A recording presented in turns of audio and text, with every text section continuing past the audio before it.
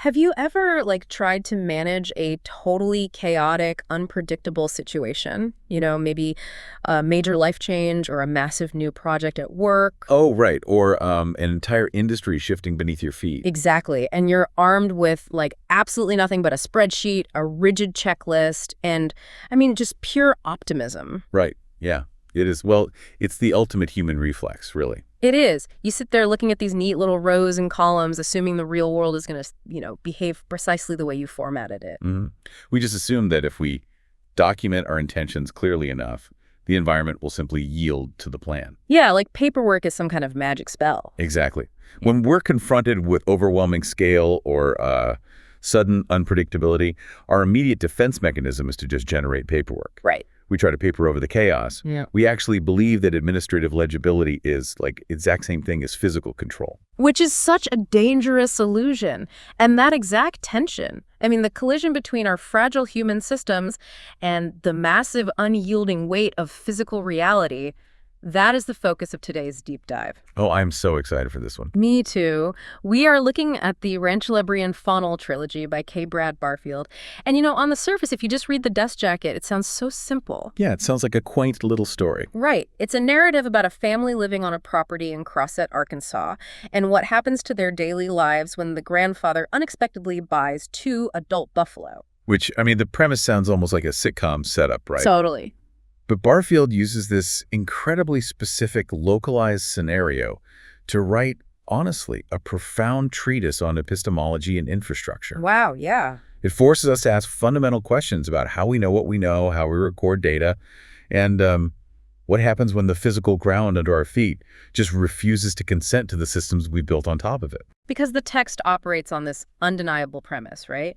The natural world does not care about your paperwork. Absolutely does not care. So to guide us through this collision, the author gives us what the characters call the trilogy doctrine. Right, the 3 rules. Yeah, the 3 rules that eventually govern the entire reality of this property. Number 1, the newer thing moves first. Number 2, scale determines the cost of permission. And number 3, correction becomes noncompliance when the record begins too late. That last one is just devastating. It really is.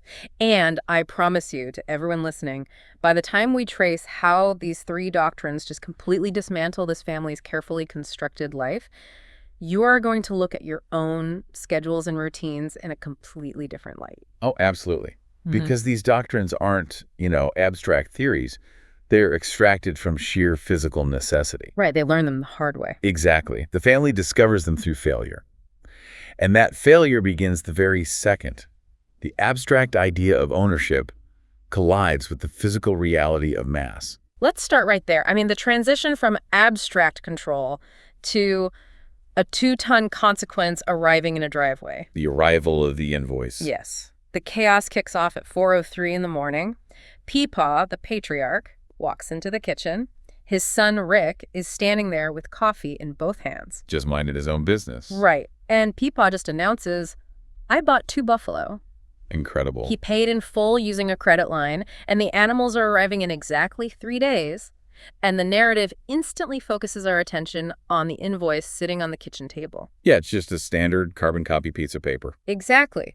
The word buffalo is printed 3 times. It lists the monetary cost. It dictates a delivery time of noon on the 3rd day, and it includes the phrase, adult, mature, ready to move. And, look at the function of an invoice in human society. An invoice is a document of transaction. It establishes the legality of a transfer. It tells you what you legally own. Right, but it possesses 0 physical weight. It is a flat, weightless abstraction. It tells the family absolutely nothing about the biological or geographical reality of what those animals require just to exist on a piece of land. Yeah, it's just ink on paper. Exactly. An invoice is a category error when applied to nature.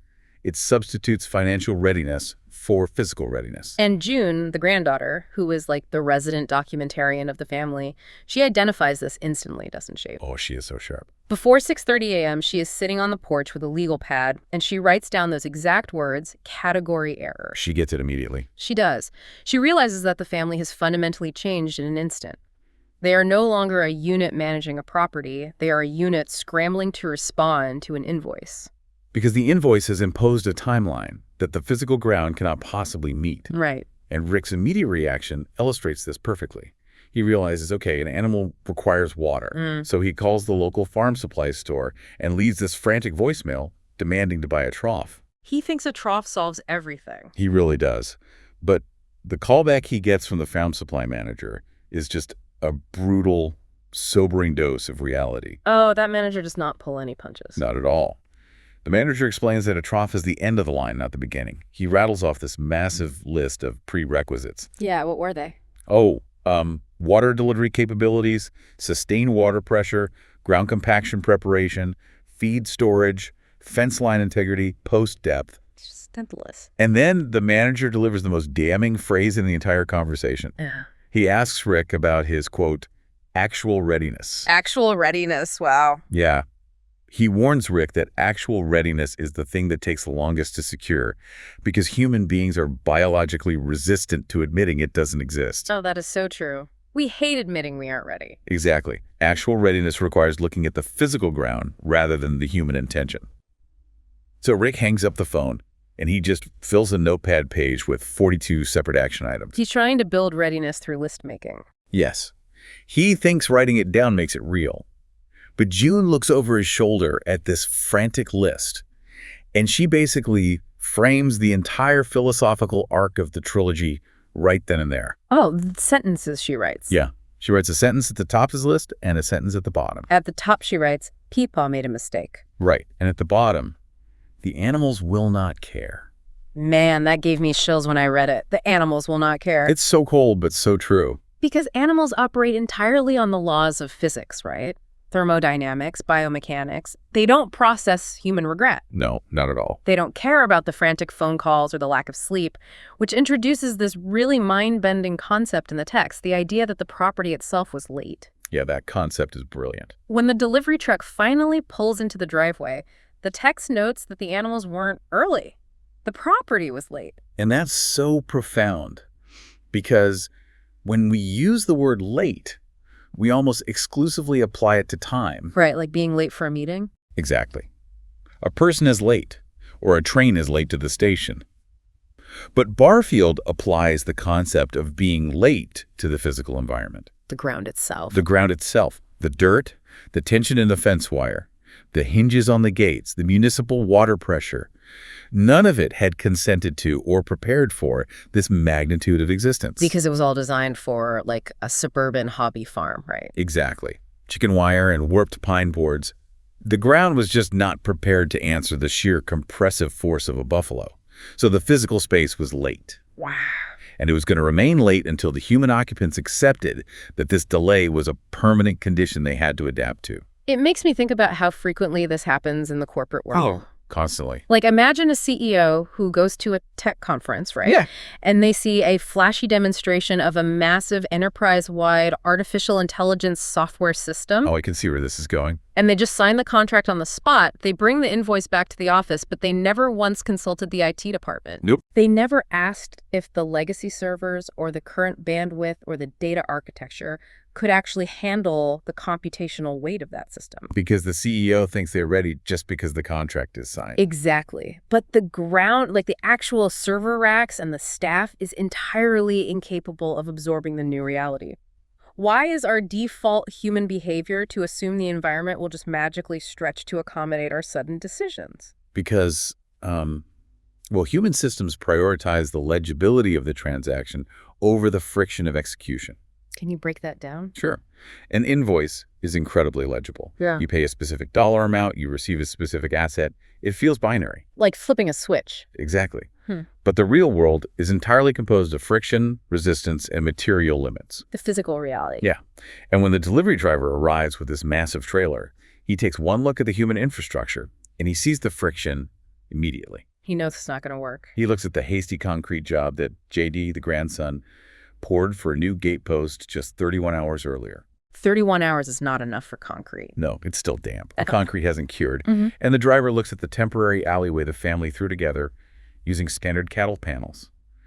And his skepticism is just palpable. The driver leans out of his window and says, they may have opinions. He's talking about the buffalo, obviously. Right. And JD, who is just staring at this slightly damp concrete holding a crucial gate post, replies, so does that corner. It is the perfect distillation of the looming conflict. It really is. The human works, the curing concrete, the metal panels are about to be physically interrogated by the animal's physical mass. And that physical interrogation is just staggering to read. The moment the bull steps off the trailer is described with such granular, heavy detail. Oh, the biomechanics. Yes, the metal ramp drops and hits the gravel of the driveway. The bull places one front hoof on the ramp, and the text pauses to describe the biomechanics of this hoof. It's split, dark and wider than a fully splayed human hand. Right. And dust vibrates and falls from the ramp just from the pressure alone. And then the bull steps off the metal and onto the dirt of the yard. And the dirt instantly compresses. It takes the mark. The property receives what Barfield calls first weight. First weight. Yeah. And you really have to pay attention to how quickly the human infrastructure begins to fail under that weight. It's almost immediate. Yeah. The bull walks down the temporary alleyway. He isn't agitated. He isn't charging. He simply walks. Just a casual stroll. But his shoulder brushes against one of the metal cattle panels. He barely touches it with his coarse hair. And instantly, the panel bows outwards 6 inches. Wow. The ratchet strap that Rick used to secure the panel to a tree trunk suddenly tightens to its absolute limit, and it emits this high-pitched metallic scream. And the text explicitly notes that the animal wasn't even pushing.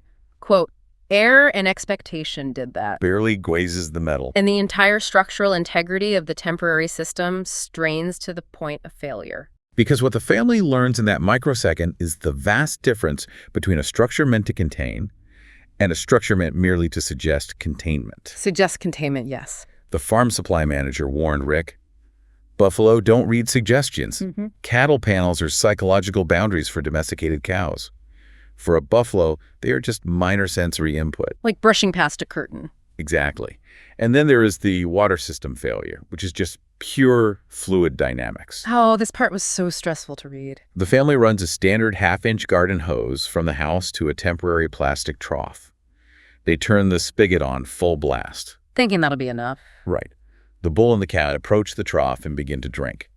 And the physical reality is that the hose literally cannot output water fast enough to replace what the animals are consuming. They drink so fast. The vacuum created by their esophageal intake is greater than the municipal water pressure pushing through a half-inch pipe. They are drinking the system dry faster than human engineering can supply it. It is the ultimate physical manifestation of being unprepared. It really is. The garden hose represents the inadequacy of their historical routine.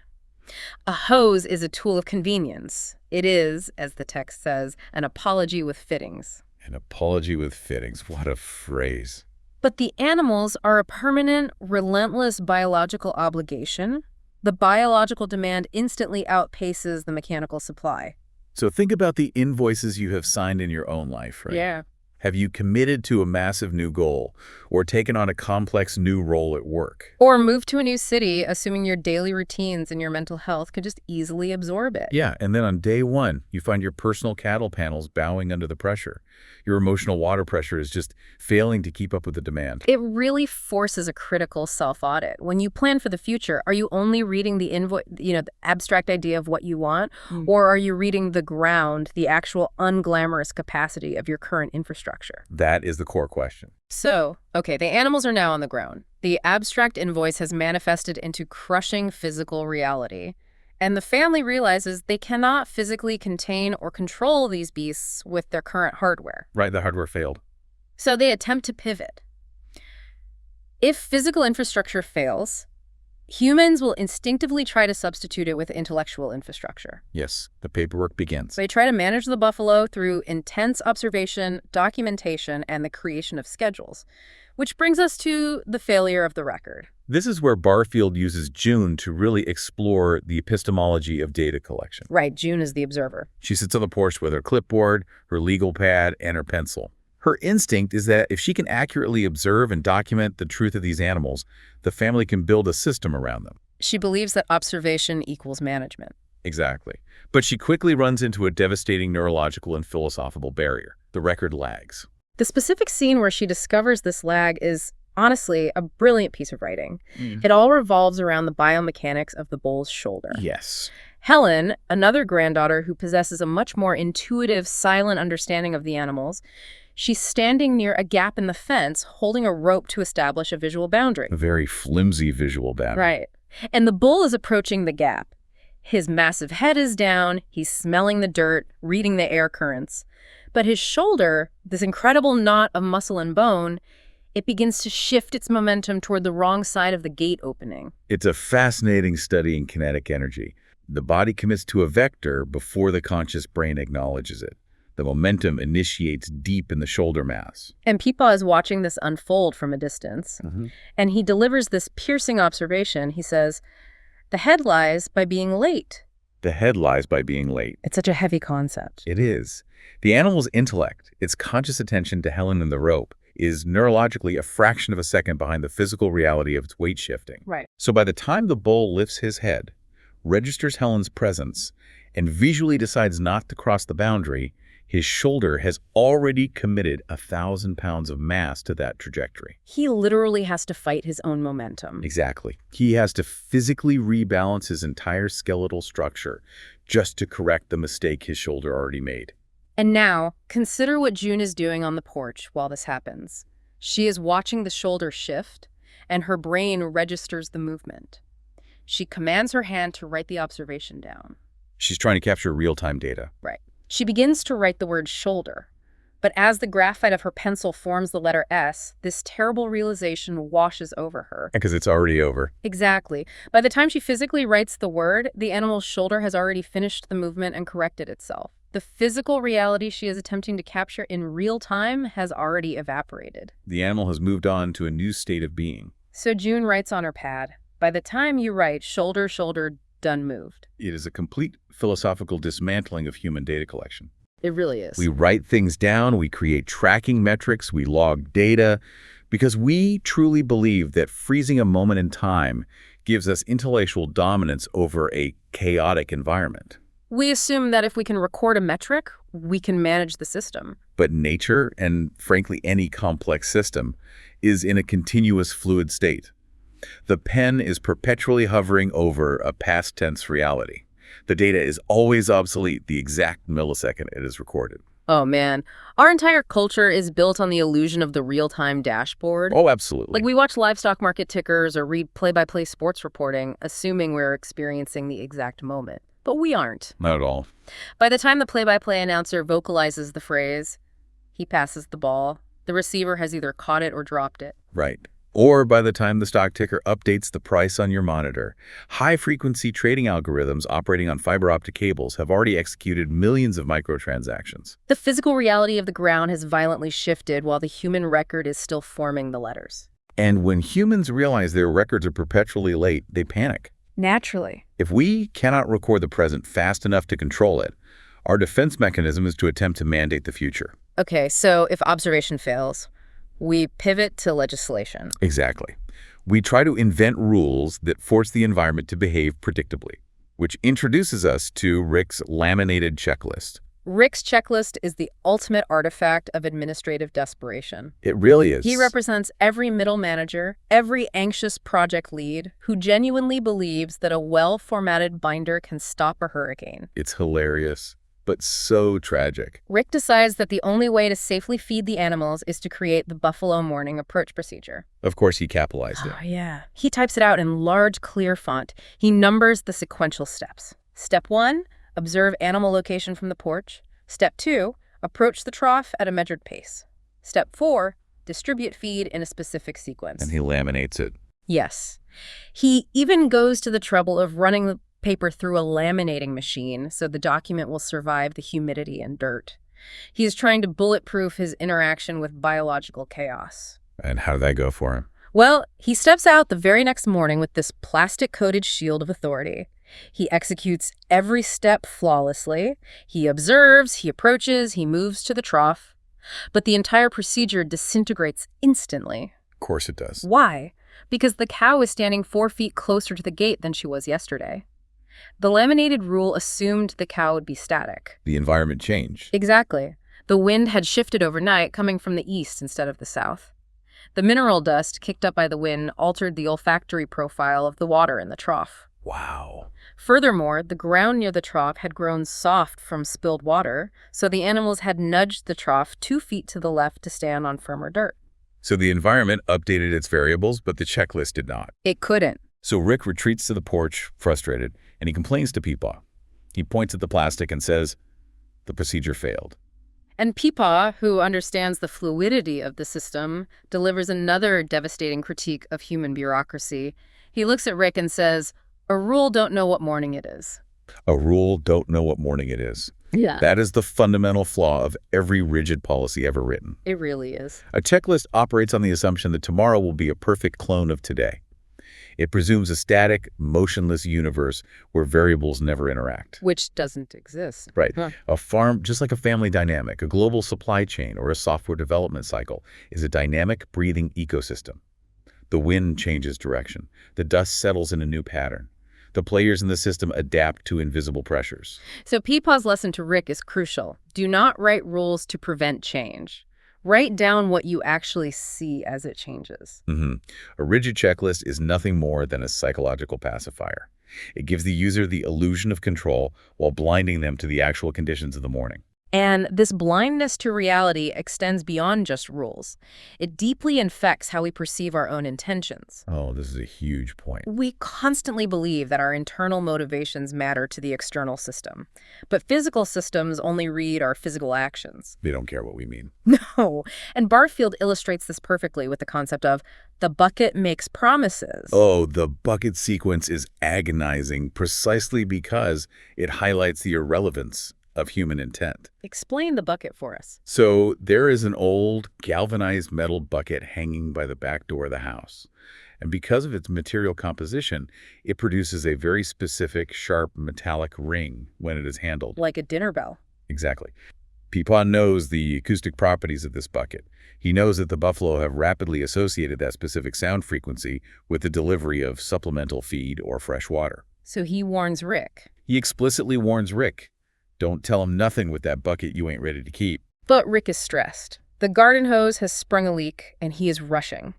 He grabs the bucket off the hook, intending only to take it to the kitchen sink to patch a hole.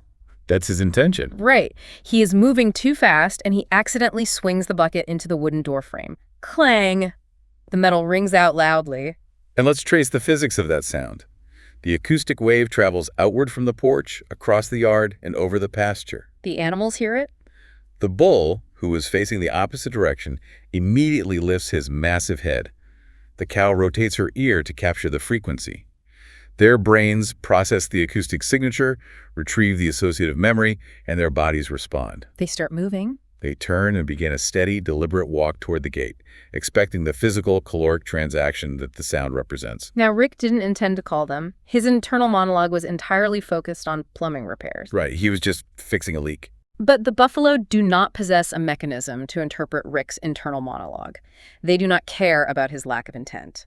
They respond exclusively to the physical action introduced into their environment. The sound of the metal is a legally binding contract in the physical world.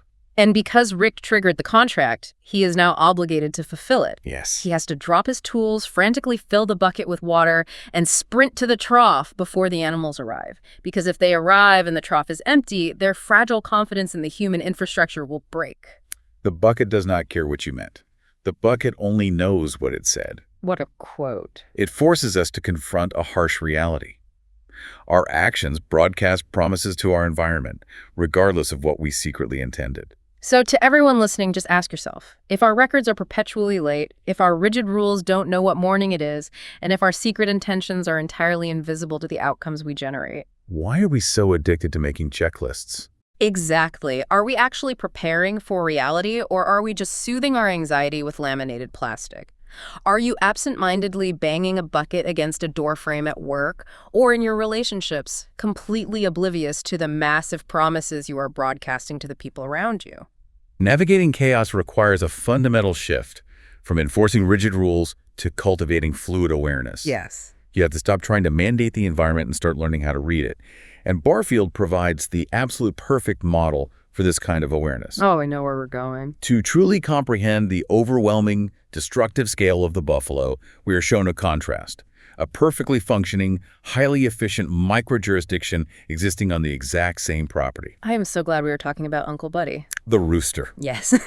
Set against the massive failure of human systems dealing with two-ton animals, Barfield introduces Uncle Buddy, the rooster. What exactly is Uncle Buddy's domain? So Uncle Buddy's jurisdiction is located in the chicken yard. He commands from a specific worn 2x4 wooden post. And the text is incredibly precise about his spatial reality. It is. When he stands on his post, his feet are placed exactly 4 inches apart. 4 inches. The volume of his crow is calibrated to carry exactly as far as the boundaries of the chicken wire. His water pan holds exactly the volume of liquid a rooster consumes in a day. He is introduced as the property's first and only officer of legitimate authority. The word legitimate is key there. Why is his authority considered legitimate while Rick's laminated checklist is just a joke? Well, his authority is legitimate because his physical body does not exceed it. His jurisdiction is legible, meaning it is clearly readable, enforceable, and structurally sound, because his physical mass dictates its limits perfectly.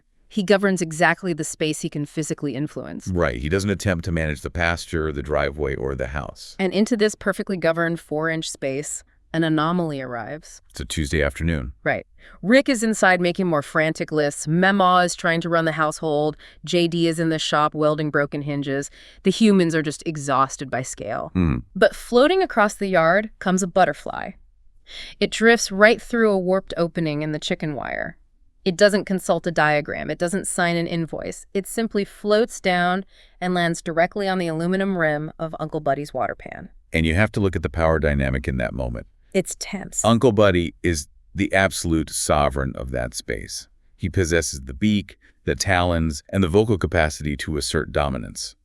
He could attack the butterfly, he could crow loudly and manufacture a crisis just to prove he is in charge. But he doesn't. He doesn't. He simply takes half a step backward on his post. He adjusts his weight just enough so the butterfly has clear access to the water. Why? The butterfly extends its proboscis, drinks from the surface tension of the water for exactly 11 seconds, retracts, and flies away. And Uncle Buddy merely observes the entire event in silence. He actively allows it. And this tiny interaction introduces the most sophisticated legal and philosophical concept in the entire book.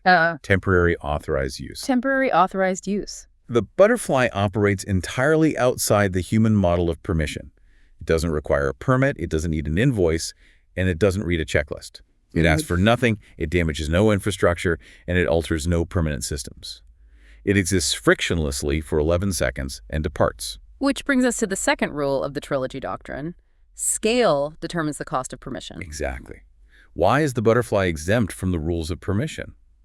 Because of its aerodynamics and its microscopic physical mass. It weighs practically nothing. The cost of a butterfly existing in the yard is functionally zero. The environment admits it without triggering any defensive mechanisms or requiring any administrative negotiation.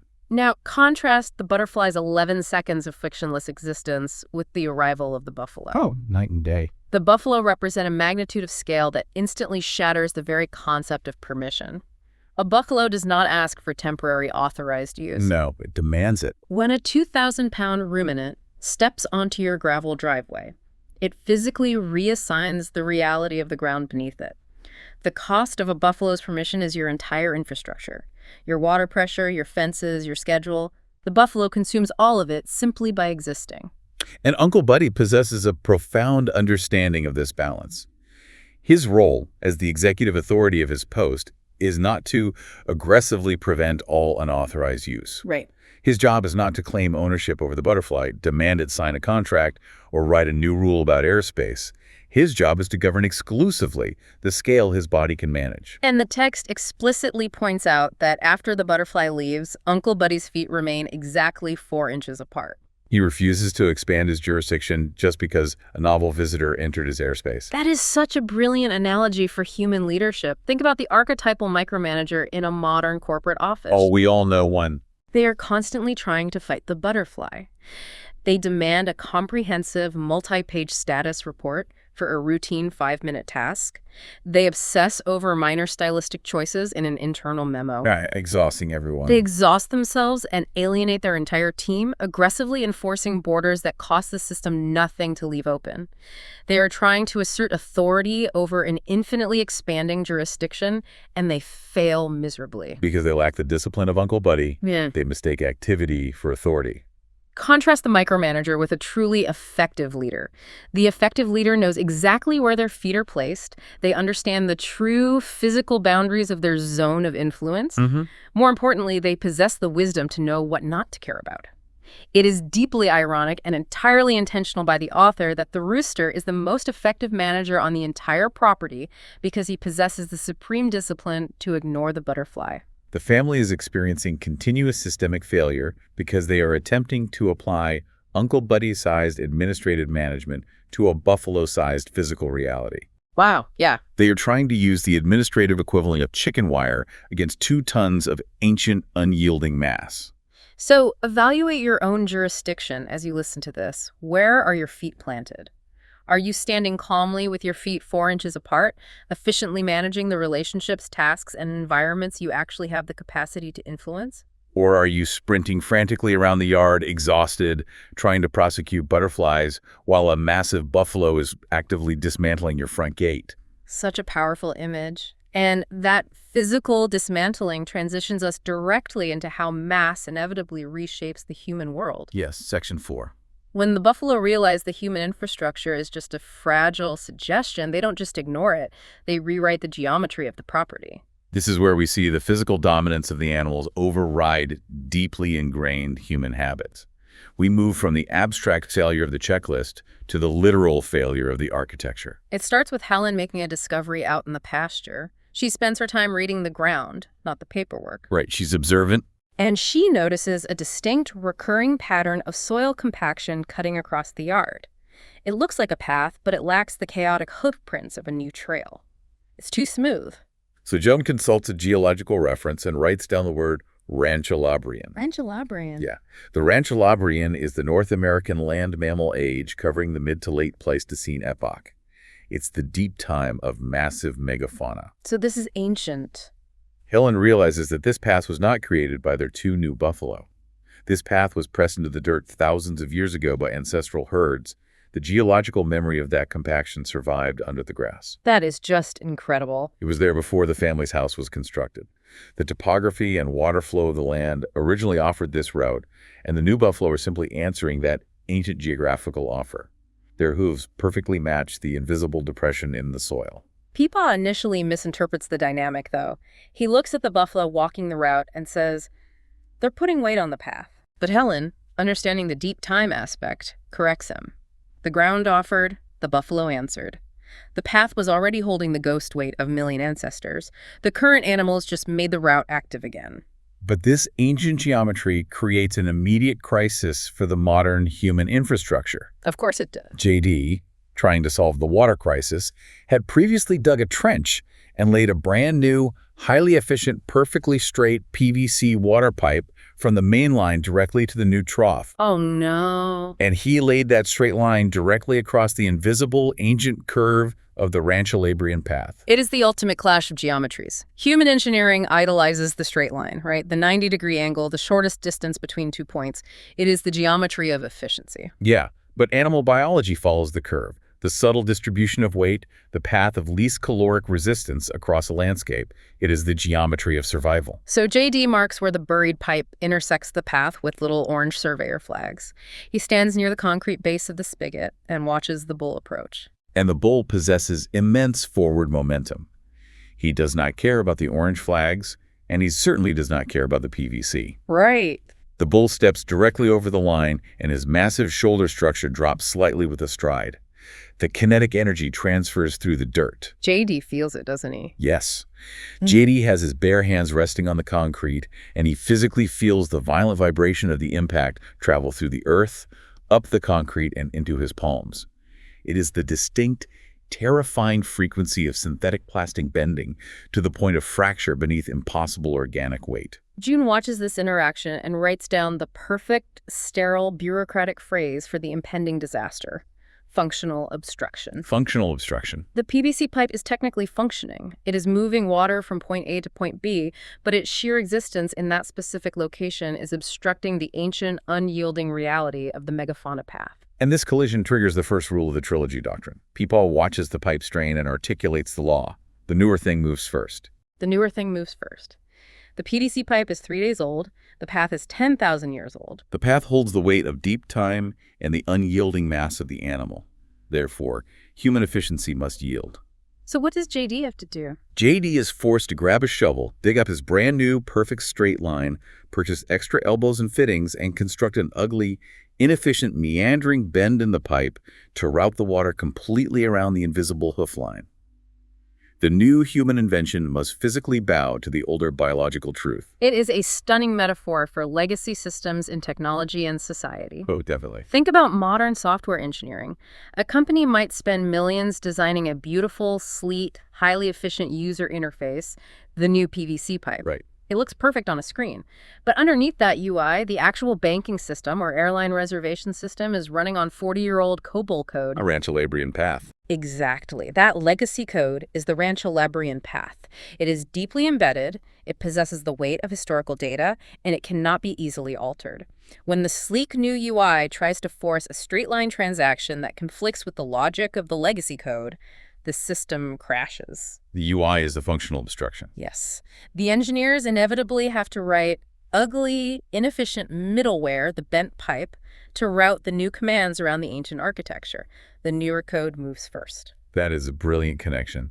And the buffalo's dominance doesn't remain isolated in the pasture, It begins to invade the domestic sanctity of the house itself. This introduces the concept of infrastructure capture. Let's talk about the dishwasher. This is where the physics of the farm rewrite the habits of the family. So the water system remains the crucial bottleneck. The family has routed a heavy-duty hose from the primary house spigot to the buffalo trough. Yep. Every evening after supper, Rick turns the spigot on full blast to replenish the trough while the buffalo drink. But inside the house, completely disconnected from the outside reality, Memal loads the dinner plates and turns on the dishwasher. Right. And the dishwasher draws its water from the exact same municipal feed line as the outdoor spigot. Instantly, the fluid dynamics of the system shift. Outside, the powerful stream of water shooting into the trough suddenly weakens, dropping to a pathetic trickle. The text describes it so viscerally. The hose lost its pulse. The hose lost its pulse, and the buffalo, whose esophageal intake remains constant, are suddenly draining the trough faster than the weakened hose can replenish it. The water level plummets. The animals immediately detect the resource failure. They grow restless. The bull lifts his head from the empty trough, walks over to the heavy wooden gate, and simply leans his shoulder against it. And the metal hinges just groan under the pressure. The physical house is suddenly locked in direct, zero-sum competition with the pasture for the most basic resource. June documents the crisis on her legal pad, house competing with pasture. And the family quickly realizes they cannot win a physics argument against a 2-ton animal applying leverage to a hinge. No, you can't argue with leverage. The sheer laws of hydraulics dictate a new domestic reality. The fascinating part is that they never hold a formal family meeting to debate this. There is no vote. The change occurs purely through the brutal efficiency of attrition. So what happens? Within 4 weeks, the dishwasher is no longer run after supper. It is run exclusively at 1:15 p.m. because that is the hour the buffalo are resting in the shade and not actively consuming water. Morning showers are quietly rescheduled to the mid-afternoon. Yeah. The analog kitchen timer, which Mema previously used to perfectly time baking a pie, now sits permanently on the window ledge facing the pasture. Rick uses it to time the bull's approach to the trough so he can manage the water pressure. But even the timer becomes obsolete, doesn't it? It does, because the bull eventually learns the sound of the water in the pipes and arrives at the trough before the bell even rings. The daily schedule of the human family has been entirely captured by the biological rhythm of the animals. The humans no longer define their day by the clock. The system defines them through what Barfield calls response latency. Response latency. The delay between the animal initiating a movement and the human scrambling to accommodate it becomes the new definition of their schedule. And this capture extends to the physical topography of the land, too. Peepaw had identified a low, damp dip in the pasture that he assumed would be a pleasant, shady spot for the animals to stand. But JD, understanding hydrology, knew it was a liability. Right. And the buffalo discover this damp depression. They step into the mud, fold their massive skeletal structures down, and begin to roll. They turn the subtle dip into a waller, a massive churning mud basin. They violently displace hundreds of pounds of soil, permanently altering the drainage pattern of the entire yard. Rick had drawn a meticulous, geometrically perfect map of the property on graph paper. And the Waller was not on the map. No. The physical reality of the animal's behavior utterly destroyed the sterile geometry of the human diagram. But let me push back on this a little bit. Is the takeaway here just nihilism? Does nature always win a war of attrition? At what point does the human get to reinforce the gate, draw a line in the dirt, and say, no, I own this property, this is my yard? Well, you can absolutely try to fight back. The text doesn't say resistance is impossible. It says resistance is mathematically exhausting. Okay, that makes sense. You can buy thicker steel, pour deeper concrete, and try to force the dishwasher to run at night. But the buffalo will continuously test that steel until a weld fractures. The bull will continuously lean on the gate when the water runs low. It's just constant pressure. Right. The war of attrition isn't about nature being actively malicious or spiteful. Nature doesn't hate you. It's simply an equation of mass over time. Math exerts continuous pressure. Human willpower requires caloric energy to sustain. Eventually, you run out of energy before the mass ceases to exist. Exactly. Adaptation is infinitely cheaper, energetically speaking, than perpetual resistance. You must bend your infrastructure to accommodate the mass rather than praying the mass will politely shrink to fit your infrastructure. Think about the organizations you work for or the family dynamics you navigate daily. What are the Rancholabrean paths hidden in your office? Oh, every office has them. What are the unspoken, deep-time ways that information actually flows or decisions are actually made, regardless of what the official organizational chart or the HR manual dictates? Are you aggressively laying your rigid, new PVC policies directly across those ancient, invisible paths, and then acting surprised when your initiatives keep getting trampled by the actual culture of the company? And the tragic irony is that just as you finally surrender to reality, just as you bend your pipe and adapt your schedule to survive the mass, an external system will inevitably arrive to inform you that your survival is officially non-compliant. Which brings us to the absolute climax of the text.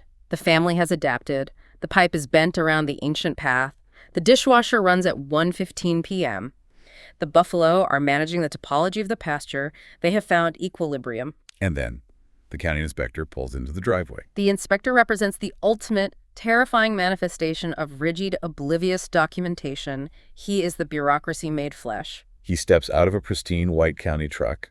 He's wearing a pressed shirt. He carries a clipboard with a metal clip, holding a thick packet of carbon copy forms. And what is his primary grievance?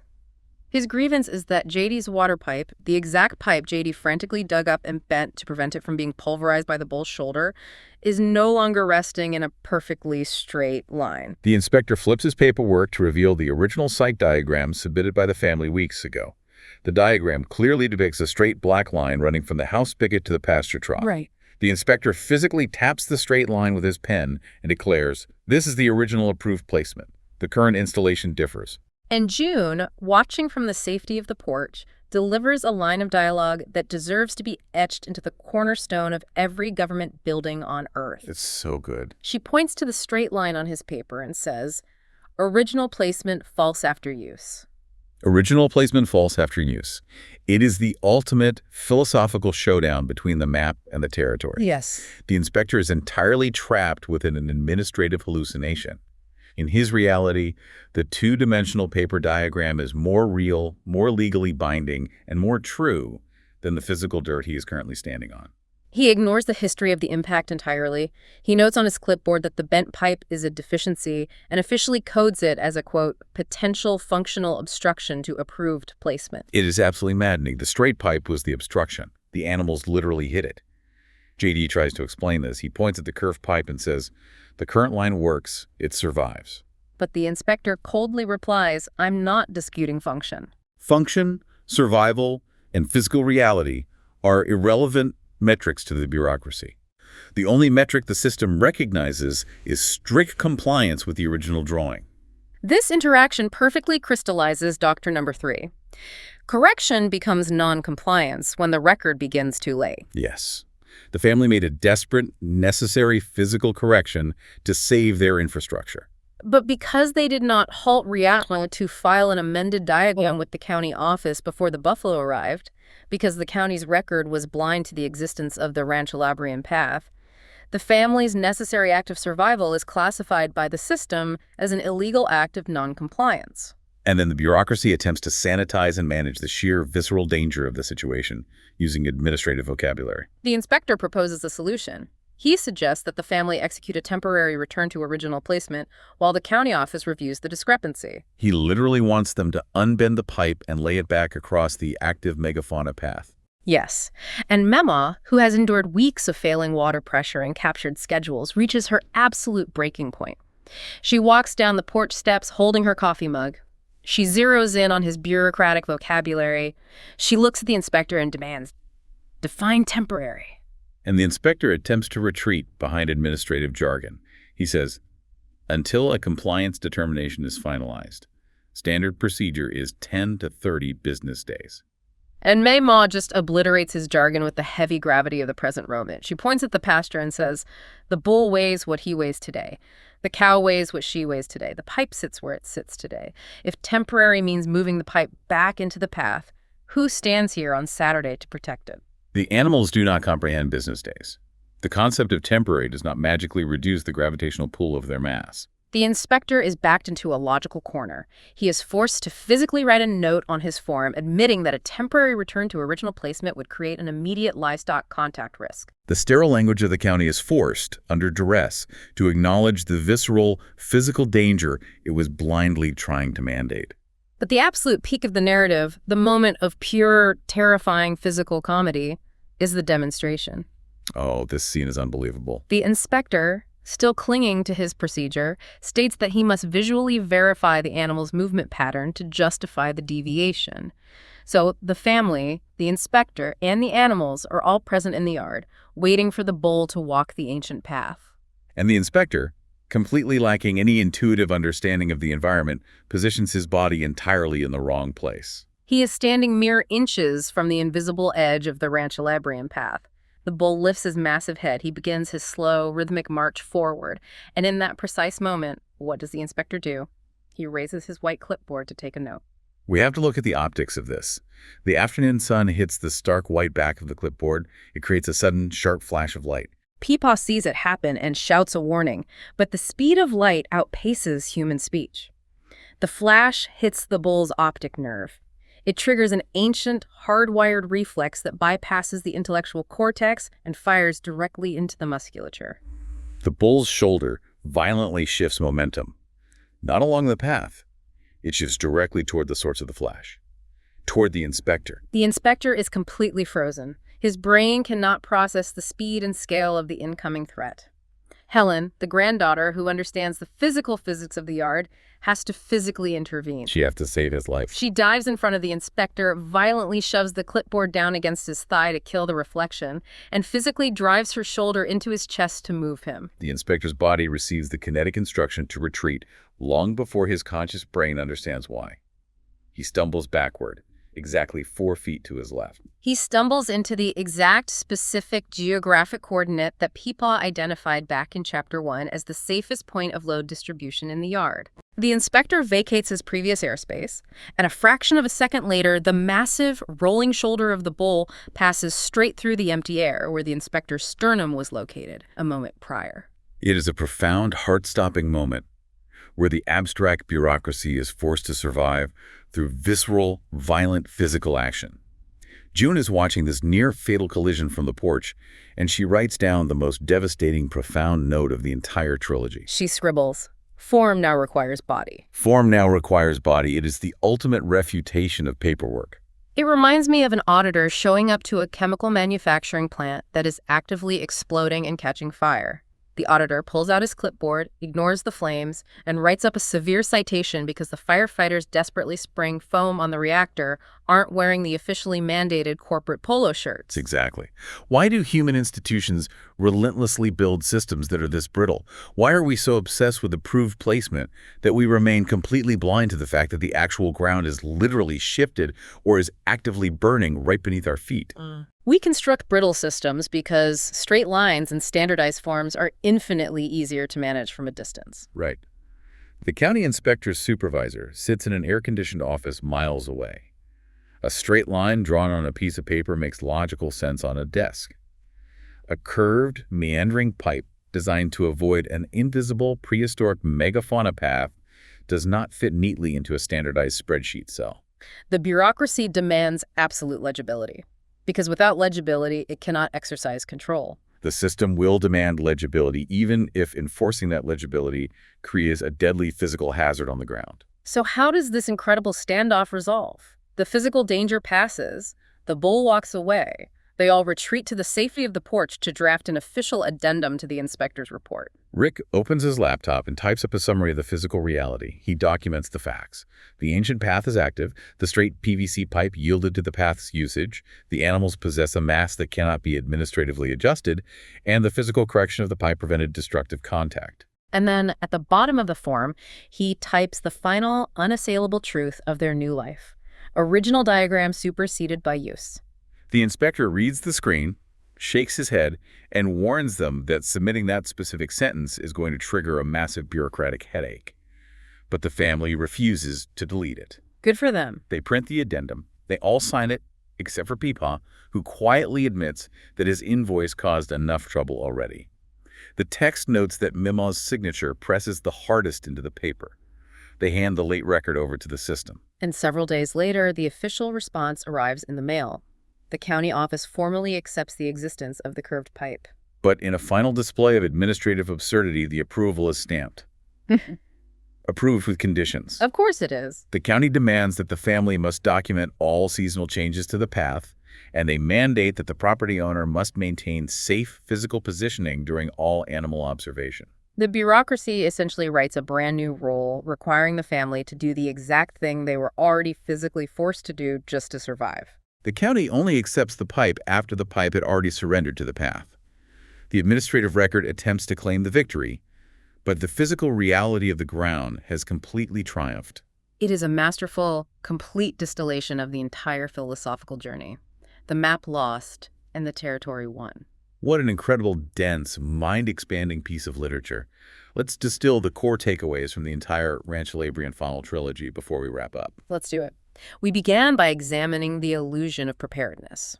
We dissected the dangerous belief that a signed invoice, a spreadsheet, or a transaction can adequately prepare you for the massive frictional reality of the physical world. We saw how quickly the abstract human infrastructure shatters upon contact with the actual ground. We explored the epistemology of observation and the painful realization that records perpetually lag. By the time your pencil forms the word shoulder, the muscle has already moved. We learned that human intellect is always operating a fraction of a second behind the physical weight of the universe, and that rigid rules don't know what morning it is. We contrasted the chaos of scale by studying Uncle Buddy the rooster. We learned that true, legitimate authority inherently knows its boundaries. We saw that scale determines the cost of permission, and that you cannot govern a 2-ton buffalo with a frictionless chicken wire mindset. We watched deep time and animal mass completely capture the human domestic infrastructure, the ancient Rancholabrean paths overriding the new PVC pipes, the dishwasher yielding its schedule to the trough's fluid dynamics, the human clock surrendering entirely to the reality of response latency. And finally, we witnessed a rigid, oblivious bureaucracy attempt and spectacularly fail to enforce a 2-dimensional paper diagram against a living, breathing kinetic force. We learned the ultimate lesson. Correction becomes noncompliance when the record begins too late. It is just a staggering piece of work. It forces you to look at every single system surrounding you, your workplace, your government, your own home, and ask a very uncomfortable question. Who is actually in charge here? The map or the territory? Exactly. So I want to leave you, the listener, with a final lingering thought. Something that extends far beyond the buffalo in Arkansas and the clipboard of the county inspector. Think about the architecture of our modern world right now. Think about our absolute cultural obsession with data harvesting, with tracking software, with quantifying every single step, every heartbeat, every calorie, and every minute of workplace productivity. We are generating more records than any society in human history. That's true. But what if all this endless documentation isn't actually making us more prepared for the future? What if all these metrics are just making us act exactly like the county inspector? Blinded by the formatting of the form, entirely missing the flash of the clipboard, while the massive shoulder of reality walks right at us. Look around your life today. When true chaos arrives, when the massive, unyielding reality of life steps off the trailer and onto your fragile gravel driveway, are you going to be staring down at the diagram? Or are you going to be reading the ground? A vital question for all of us to answer. Thank you for joining us on this deep dive. Our mission is always to turn complex texts into actionable, memorable wisdom, and I think the collision between Peepaw's invoice and the unyielding mass of nature definitely delivered that today. We will catch you on the next one.